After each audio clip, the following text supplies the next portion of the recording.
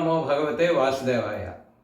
శ్రీ మహావిష్ణువుకి విష్ణు సహస్రనామాలలో గుహ్య, గభీర, గహన, గుప్త అనే 4 నామాలు ఉన్నాయి. వేదములో ఎందలి ఉపనిషత్తుల ద్వారా మాత్రమే తెలియబడేవాడు కాబట్టి పరమాత్మని గుహ్య అన్నారు.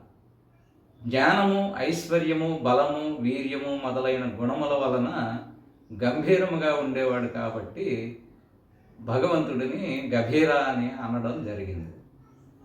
గహన అంటే నిరంతర సాధన, అభ్యాసము, విచారణ ద్వారా మాత్రమే అతి కష్టతరముగా పొందగలము కాబట్టి అటువంటి పరమాత్మని గహన అని అనడం జరిగింది. అలాగే కఠోపనిషత్తులోని ఏష సర్వేషు భూతేషు గూఢోత్మాన ప్రకాశతే అనే మంత్రము ప్రామాణికముగా మనోవాక్కులకు అందని అగోచరుడు కాబట్టి పరమాత్మని గుప్త అని అనడం జరిగింది. స్వస్తి.